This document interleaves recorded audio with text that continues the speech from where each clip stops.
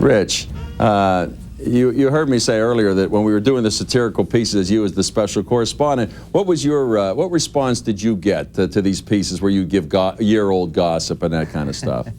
Well, mostly when I was back home for the holidays, my family said, what's Chuck doing? Why is he so mean to you? So I figured, But some people did get it and enjoyed it, right? Absolutely. No, people out here, and I guess back east, people would say, boy, that's hysterical what you're doing. It's, or they get it right away. But satirizing gossip, because basically what we're doing, for those of you who haven't seen, is Richard would talk about the big premiere, but he couldn't get in. Right, that kind of stuff. Or he saw Julia Roberts, or he went, he was at a premiere with Tom Hanks and Jim Carrey. He said, oh, you were with Taser? Well, they were in the audience. They seemed to enjoy it. I loved it, but too many of the audience, I got the feeling, didn't quite know what this was all about. And since I know Richard as an actual human, and I tell you, but when I went to see The Entertainer years ago with where Laurence Olivier played a second-rate entertainer, I remember he was up there supposed to be bad, and people in the audience were whispering to each other, he's bad.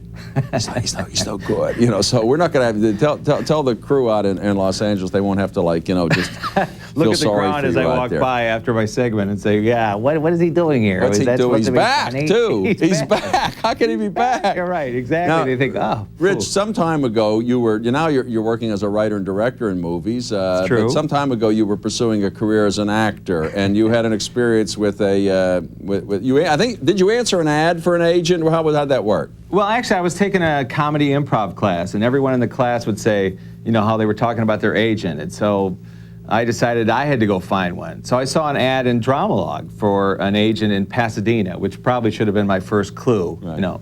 But anyway, so I went out to this agency, and there was a guy on the telephone in his big office desk, whatever, and he was wearing these dark rhinestone sunglasses. Right. And I went in and I interviewed with his assistant who was sitting in the room at the same time. And he says to me, Richard, I see in your resume that you do improv. Would you mind doing some improv for us? I was there with a suit, trying to look good for the interview. Right. So he says to me, okay, it's Vietnam. Your troops don't want to go on patrol, and you got to make them go on patrol. Right. Action. So suddenly I'm running around his office with an imaginary M16 and threatening these troops and, doing my best Full Metal Jacket imitation. And, he says, cut. Richard, I can tell you're just really going to be a big actor. Okay, it's 1929, and your best friend is your accountant, and the stock market crash just happened. He lost all your money.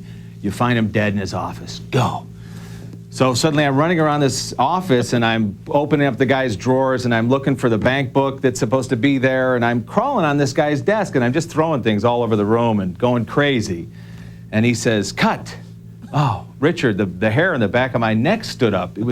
You're so good. And he says, okay, you see your wife with your best friend in a restaurant, and they're kissing inside the window, and you go up to the window.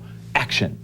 So suddenly I'm running around, I take his assistant, and I start crying, and I'm holding onto her leg, and I'm pouring out my heart to her. And he says, cut. Richard, I can tell you're going to be a big actor. I myself am blind, but I can tell just from the sound of your voice that you're going to be, and I look, and sure enough, the guy, he can't see me. So it was one of those good news, bad news sort of things. The good news, you got an agent, the bad news, you got an agent. Maybe with the subtext of that story, you would have made a hell of a radio actor.